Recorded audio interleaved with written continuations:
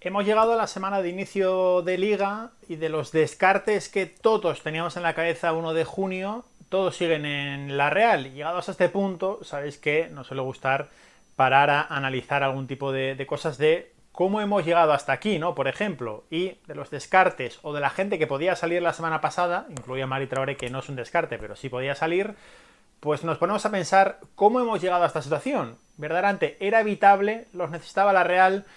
¿Eran fichajes bien tirados? Bueno, vamos a analizar los 1, 2, 3, 4, 5, 6 jugadores que pueden salir de la Real, 5 más a Mari Traoré, que yo creo que ya no va a salir, y vamos a analizar caso por caso qué salió mal, cuándo se torció todo y pues detalles curiosos, diría yo, de cuando jugaron algunos su último partido con la Real, que algún dato rarito hay, ¿eh? Hala, empezamos.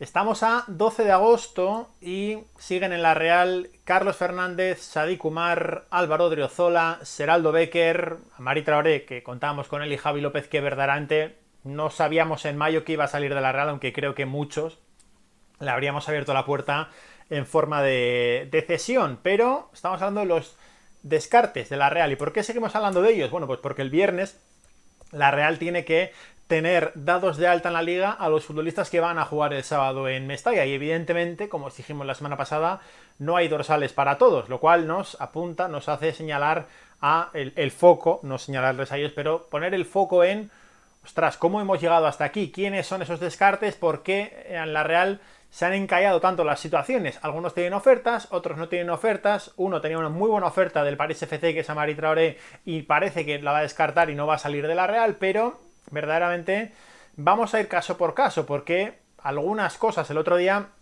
contestando a un usuario que no me acuerdo cómo se llama, lo de cómo puede tener Carlos contrato hasta 2027, me da pie a todo lo demás, ¿no? ¿Cómo puede tener Odriozola contrato tan largo? Esto no tiene ningún tipo de explicación. Como Javi López, como Becker, como tal. Bueno, el de Carlos se entiende más o menos, luego lo voy a intentar explicar en mi manera sencilla de intentar explicar un poco cómo funciona el mercado ahora mismo, pero intentar que, bueno, pues explicaros por qué Carlos Fernández tiene un contrato tan largo con la Real. Pero empezamos por posiciones. Por ejemplo, 12 de agosto y Álvaro Odriozola sigue en la Real. A mí me parece sorprendente, más aún cuando en mayo desde su entorno nos deslizaban que Álvaro estaba abierto a salir de la Real, que bueno, que había salido mal la apuesta, que él había apostado todo por venir a la Real de vuelta, y verdaderamente pues que era mala suerte lo que le hubiera salido. Álvaro Odriozola, deciros que tiene 30 años, que llegó en el verano de 2023 del Real Madrid para jugar la Champions con la Real, a cambio de 2 millones de euros más o menos, que firmó por 6 años, que no juega un partido con la Real desde el 30 de enero, que vio la tercera amarilla contra el PAOK y ya no jugó el partido contra el Midtjylland, porque si no lo había visto contra el PAOK podía haber jugado el partido de ida perfectamente. Luego ya encadenando problemas, tal y cual, no ha vuelto a jugar. Y sobre todo el dato brutal es que ha jugado 1141 minutos desde que regresó hace 2 temporadas a la Real. Aquí no solo hay un tema de nivel, hay un tema de disponibilidad, de que Álvaro Odriozola no ha estado disponible casi nunca para Emmanuel Alguacil, con lo cual pues es que, ¿qué vamos a hacer? La situación está encallada, evidentemente, y Álvaro Odriozola está en una tesitura muy parecida a la que tenía con el Real Madrid. Yo me quedo aquí porque tengo contrato, aunque sé que no voy a jugar. El otro día en Inglaterra fue y no jugó. En Japón jugó poquito. El día del Po sale de extremo derecho cuando Rupert está por detrás, en el sentido de, en tu puesto juega este y tú cúbreme un hueco. Creo que más señales Sergio Francisco no le puede mandar, y va a llegar un punto en el que la situación puede ser verdaderamente complicada de gestionar. Álvaro tiene que salir, y no por nosotros, también por él, para intentar reencontrarse con su fútbol, o con su cuerpo, mejor dicho, porque el fútbol, verdaderamente, sigo manteniendo que la primera temporada de Odriozola en la Real no es mala, cuando tiene un tramo final bueno, óptimo, lejos de aquella gran versión, pero era un fichaje que en ese momento podía estar bien tirado. Ahora, yo ya sabéis que en este canal he sido siempre defensor de Andoni Gorosabel, y el sustituto de Traoré yo creo que tenía que haber sido el Dragón de Mondragón. Misma posición, lateral derecho, Amari Traoré. Este es un caso curioso porque Amari Traoré llega hace 2 temporadas, Amari Traoré llega para ser el lateral derecho titular de la Real en Champions, Odriozola llegaba para ser el suplente, llega libre, prima de contrato que nunca sabremos lo que es, firma por 2 temporadas, se rompe el cruzado en septiembre del año pasado. Amari Traoré no era un descarte. Amari Traoré, cuando se lesiona, yo pronuncié la frase, quizás ha jugado su último partido con la Real, porque de verdad lo creía. Bueno, Amari rompió todo tipo de récords para volver antes de tiempo, estuvo disponible en el tramo final, completó un tramo final con luces y sombras, clave en el 1-3 del Bernabéu y clave en el 2-3, que un minuto después marca el Madrid para apagarnos un poco las ganas o la ilusión, mejor dicho, ¿no?, que teníamos de la final. Pero bueno, un futbolista que no se entiende, sin el que no se entiende el buen rendimiento de la Real en los últimos 2 años, porque ha sido un futbolista importante cuando ha estado disponible, un futbolista muy del estilo de Manuel Alguacil. No era un descarte, pero aquí llega una oferta del Paris FC y lo hace saltar todo por los aires. La Real recibe la oferta casi en el mes de agosto, o recibe el interés en junio y el interés en julio, casi agosto.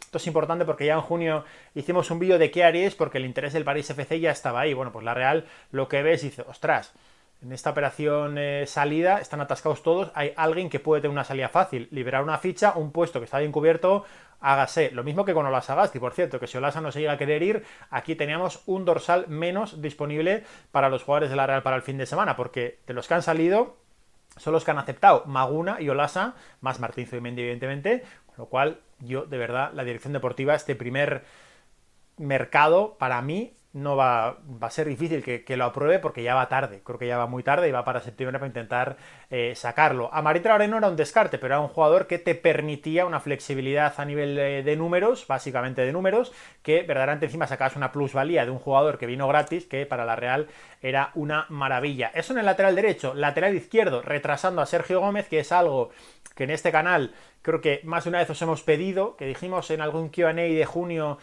no somos dudosos de esto porque lo hemos dicho, lo dije yo concretamente, la Real tiene que encontrar la manera de que Sergio le valga de lateral. Bueno, pues Sergio es lateral ahora, y ¿eso qué hace? Que Javi López, evidentemente, es el tercer lateral de la Real.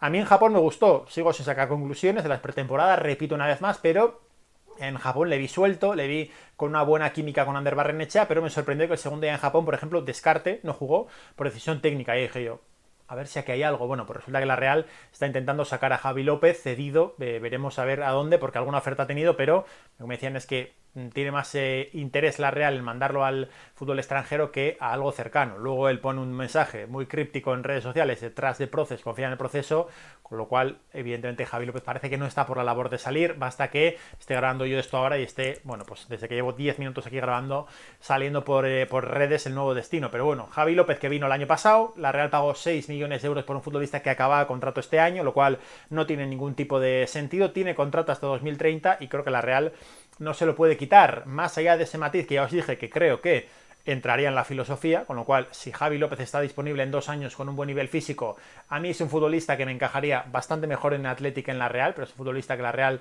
si consigue que vuele, va a sacarle mucho rendimiento, porque es completamente diferente a Sergio Gómez Allen, pero veremos ahí qué sentido tuvo traerle. Pues cuando Sergio podía ser lateral, yo no se lo vi mucho en su momento. De hecho, el vídeo que hicimos ahí chido de cómo encajaba Sergio, le dije, bueno, media punta o extremo. Y le dije, si juega de lateral o extremo y tal. Y dije, si juega de media punta, no sé, le metí una tercera ecuación, era extremo o lateral. Claro, no contábamos con esto, aunque fuera a jugar Sergio casi todos los partidos de volante o de extremo, pero verdaderamente Sergio era el lateral del Manchester City y en el Anderlecht era lateral, con lo cual aquí tenía que haber venido a intentar ser lateral, que es un lateral muy del estilo de Imanol. En el debe que le pongo yo al de Orio es no haber intentado encajar todo con Sergio Gómez. Javi López, bueno, su año no me ha parecido desastroso, pero evidentemente para alguien que ha costado 6 millones de euros, pues se le exige bastante más en la Real desde el primer día. Pasamos a posiciones atacantes. Podríamos hacer un tridente terrible por la banda izquierda con Carlos Fernández. Carlos Fernández tiene contrato hasta 2027, os dijimos 26, pero no, ya rectifiqué en el último vídeo. Y a raíz de eso, ¿por qué Carlos Fernández tiene contrato hasta 2027? me parece una explicación lógica, o en mi cabeza encaja que Carlos Fernández viene por 10 millones más 2 en variables, la Real estima que esas variables se van a cumplir, con lo cual dice, va a costar 12 millones de euros. En un trienio que la Real cerró con pérdidas de 2 millones de euros, el trienio del COVID, la temporada que acabas con COVID, la que juegas sin público, la siguiente que la arrancas con el público a medio entrar, con toda la caída de ingresos tal y cual, la Real esos 3 años pierde 2 millones de euros al año, con lo cual la Real en ese trienio que paga a Carlos Fernández, ¿cómo lo hace? Bueno, pues mira, 12 millones, ¿cómo los amortizamos lo más fácil? Entre 6, 2, 2, 2, más 2, más 2, más 2. Así es la manera que tiene la Real de amortizar, por eso se explica, o por eso entiendo yo que Carlos tenga un contrato tan largo. Ahora bien, ¿qué tesitura vamos a estar aquí? Hace un año, por estas fechas, Carlos tuvo un amago de lesión grave de rodilla, no fue tan grave, la Real nos dijo, por favor no lo contéis, estamos intentando sacarlo, al final solo fue el Cádiz el que se la jugó a, mira, te traigo, sé que unas semanas no vas a estar disponible, pero luego vas a estar para jugar. La Real se la está jugando lo mismo. Si Carlos se lesiona, que es algo que puede pasar, es un futbolista muy marcado por el cruzado evidentemente, pues se lo va a tener que comer. Entonces la Real no liberaría un dorsal con la marcha de Carlos Fernández, pero evidentemente tiene que salir. Leíamos ayer que le quería el Mirandés, pero tiene difícil encaje en uno de los límites salariales más bajos de segunda división, porque aunque pague la Real el 50% de la ficha, pues el límite salarial, bueno, quiero decir, si la Real pagara al 100%, al Mirandés le come el 50% de esto, lo explicó Micho en un vídeo. Si Carlos cobra 1,5 millones, la Liga al Mirandés, por muy poco que le cobre, si le dice, solo hemos llegado a un acuerdo por 200.000 euros, la Liga te dice, vale, me parece muy bien, pero este señor cobraba 1,5 millones en la Real, con lo cual te voy a imputar 750.000 euros. ¿Quién se puede jugar en segunda división que le imputen ese coste de un futbolista que con continuidad puede ser un buen futbolista? Sí, pero el año pasado en Cádiz marcó un gol, pues evidentemente muy pocos clubes, y creo que el Mirandés no es uno de ellos. Tiene muchas ofertas, pero llegados a este punto, repito lo de siempre, hace 2 años Carlos tenía la salida hecha a un equipo como Olympiacos, con Diego Martínez, que le conoce, que es el que mejor sacó su mejor versión en Granada, y la Real le dijo que no, que te quedas, con lo cual, ¿por qué va a perdonar Carlos nada? Cuando además el año pasado le dijeron, o te vas o te quedas sin dorsal porque Ori Óscarson necesita tu 9, con lo cual, repito, ¿por qué va a perdonar nada Carlos Fernández? Si Carlos no se va el año pasado, Ori habría jugado con el 26, porque no había dorsales libres y la Real estaba en esa tesitura chapucera en el tramo final del mercado pasado. Eso en la banda izquierda. Arriba, Sadik Umar Mesbah, delantero, Kaduna, 1997, vino por 20 millones más variables, que nunca sabremos exactamente cuáles y cuántos se han cumplido, pero es el fichaje más caro de la historia de la Real. Tiene ofertas 1000, como la canción que cantaba, creo que era Leonardo antes, pero decía tiene nombres 1000 y era otra cosa. Pero bueno, tiene ofertas 1000, todas habidas y por haber. Cedido barato, cedido con tal, un montón de opciones que le llaman a la red y dicen, oye, te sobra Sadik, te lo quito, pero pagas por él. Y hacen el meme este de Borja Escalona de cómo, que hay que pagarlo. Pues evidentemente no vamos a pagar por Sadik Umar. Tampoco liberarías una ficha porque Sadik no tiene dorsal ahora mismo. En la web de la Liga ahora mismo, cuando estoy grabando esto, Sadik Umar no sale como jugador de la Real porque la Real no ha inscrito ni a Chalet Achar, ni a Guedes, ni tampoco a Carlos, a Sadik, ni a ninguno de los jugadores que tendrían que subir, tampoco Mikel Gotti, por ejemplo. Así que no te libraría nada, pero Sadik tiene que salir, evidentemente. La Real le dio una semana más de vacaciones y encima él con sus santos bemoles llega tarde porque pierde un avión. Es verdad que ha estado enfermo y esto, repito, había mucha coña en redes sociales, no, Sadik estaba enfermo. Sí, Sadik estaba enfermo y ha estado ingresado en la policlínica, con lo cual ahí ha tenido mala suerte. Que estuviera en el Media Day del otro día, pues a mí me sorprende, porque hay jugadores que no están en ese Media Day. 2 de estos jugadores no estuvieron en el Media Day, me consta, con lo cual es sorprendente que Sadik, si estuviera, no va a ir convocado a Mestalla porque no hay dorsales para todos y Sadik no puede tener un dorsal por encima del 25, pero Sadik es un poco lo que hay. Su último partido con la Real es el 5 de diciembre del año pasado. Según la hemeroteca, no juega desde el partido desde el partido de Cuenca, del Conquense. Carlos Fernández no juega desde el 5 de enero del año pasado, que ganó la Real en Málaga y él se lesionó de la rodilla. 11 meses después, también en Copa, se juega ese último partido Sadik Umar en un partido en Cuenca que ganamos con un gol de Bryce en la prórroga. A partir de ahí no volvió a jugar Sadik Umar Mesbah con la Real. ¿Le quiere Valencia? Sí. La llegada de Dan Yuma imposibilita que llegue Sadik, no del todo, no tiene mucho que ver porque el Valencia sigue necesitando atacantes, pero verdaderamente lo que ofrece es una cesión. Y yo repito lo que puse creo en Blue Sky: Sadik tiene que salir cedido con obligatoriedad de compra de alguien que pueda asumir esa obligatoriedad de compra. Entonces pues veremos a ver cómo encaja eso en la Real. Y dejo el último al descarte más aprovechable, creo yo, pero el otro día en el vídeo de Bournemouth de por la mañana vimos a Gonzalo Guedes apareciendo por la derecha. ¿Quién juega en esa derecha? ¿O quién estaba en esa derecha? Porque ya no juega. Seraldo Becker. Seraldo Becker no ha sido un mal fichaje para la Real, llegó en una circunstancia concreta, el primer día nada más va a aparecer marca un gol en Vigo, pero Seraldo Becker ha sido un buen fichaje, rentable a más no poder económicamente, le queda un año de contrato, pero no juega con la Real desde el pasado 4 de mayo que jugó el derbi contra el Athletic. Poco antes había jugado en Vitoria y no juega más que 150 minutos desde que el equipo se elimina en Old Trafford. El año pasado, ya sabéis que os hemos dicho que había dudas de la implicación de Nayef Aguer o de Seraldo Becker. Nos dijeron, hay dudas con uno. Yo, vamos, la extiendo a los dos y lo siento mucho, pero aquí pesca por arrastre, me generaban dudas que los dos estuvieran lesionados en el tramo final. Es verdad que luego no jugaron con la selección, con lo cual entiendo que algo de molestia sí que tenían, pero Seraldo Becker es un jugador aprovechable. Seraldo Becker, os lo dije la semana pasada cuando hablé de él, cuando recordé el partido del Manchester United en Anoeta, hace un partidazo, 20 minutos brutales, poniendo centros de gol todo el rato. El día de Vitoria solo hace una, pero le regala un gol a Orri que están fuera de juego, que es culpa de Orri, no de Seraldo Becker. El día de Pamplona, Seraldo regala el gol a Becker. El día del PAOK le regala también un gol a Ori Óscarsson, con lo cual, a mí Seraldo, pues es que no me sobraría. Me gustaría quitarle el 11 para dárselo ataque, pero eso ya va por mi pedrada con los dorsales, ¿no? Pero Seraldo no me sobraría. A él le gusta la Premier no ha llamado, ha habido mucho rumor del Ajax, algún rumor de Turquía, pero verdaderamente creo que no ha llamado mucha gente por Seraldo Becker, que le queda un año de contrato, matiz importante. La Real, yo entiendo que no le va a dar la carta de libertad a un futbolista que tiene un cartel, a un futbolista del que puede sacar algo de dinero, con lo cual, pues verdaderamente, ¿qué hacemos con Seraldo Becker? ¿Va a jugar el domingo en Mestalla? A mí me da que no, porque en la pretemporada prácticamente tampoco ha jugado nada. Jugó el primer ratito contra el Po en el primer 11 de Sergio, fue titular y jugó creo que 20 minutos. Jugó un ratito en Japón, otro ratito en Japón que ya no estaba y a la vuelta no ha vuelto a jugar. El día de Osasuna, reitero que no estaba en el banquillo porque miré yo y estaba solo Amari Traoré. El resto eran jugadores que evidentemente no eran Seraldo Becker. Que estaba convocado, en la infografía de la Real lo ponía. Que igual se piró porque le dijeron no vas a jugar. Pues yo no pongo ya la mano en el fuego por esto. Entonces, Seraldo Becker creo que ha tenido, con lo del GU se afeó un poco su rendimiento, pero el año pasado no estuvo mal, verdaderamente. Su primer año a mí me parece muy bueno.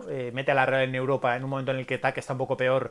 Seraldo y Manol lo exprime y da muy buen rendimiento. El año pasado no inició mal. A mí no me gusta de 9, pero de extremo por la derecha me parece un perfil muy aprovechable.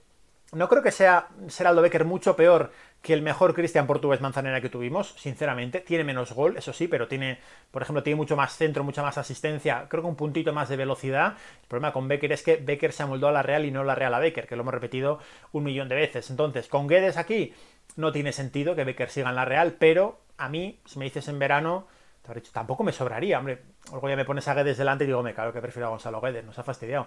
Pero, no sé, verdaderamente es el que menos me sobraría de todos. Os leo lo que queráis decir sobre esto, espero haberos explicado alguna cosa, porque creo que ese momento de pararnos a pensar, ostras, ¿cómo hemos llegado hasta aquí? Verdaderamente el primer mercado de Eric Bretos va a acabar, creo que el lunes después del partido contra el Oviedo, que no sé si haremos zona mixta o directo de final de mercado, pero algo haremos, pero no sé, no puede ser tan difícil. Es verdad que la Real ha vivido en un huida hacia adelante. Carlos no me interesa el año pasado, pero lo cedo. No me interesa hace 2 años, pero me lo quedo. Al final, ¿qué vas haciendo? Vas engordando la plantilla con gente que no tiene por qué irse. No me vale el... No, vas a echar a Odriozola. No, tiene un contrato, con lo cual no le puedes echar. ¿Vamos a mandarle al Sanse? No. Eso es como si tú... Yo vivo en Donosti y de repente trabajo en Donosti y me dice mi jefe, no, te vas a ir a Radio Marca Murcia. Ya, pues para ir a Murcia, pues tu prima la coja. Yo evidentemente no voy a ir, con lo cual esto es lo mismo. No me puedes mandar al filial si yo no quiero. Que ya lo hizo la Real con Lucas Angal y con Roberto López porque ellos aceptaron aquel año. Creo que lo contamos, lo que nos dijeron es que John Bautista no aceptó ese cambio de bajar al filial, por ejemplo, se fue al Leganés y compitió contra ellos. Eso no es tan sencillo como, no, que vayan al filial, ya que les estamos pagando. No va así, porque verdaderamente tienes un contrato con el primer equipo de fútbol de la Real, no con el segundo. Entonces, en fin, que espero haberlo dejado claro. Estamos ya en semana de estreno y esta gente, bueno, Marí sí irá a Mestalla, pero el resto me imagino que no. Os leo, le dais like, os suscribís, me seguís en redes. Muchas gracias. Agur.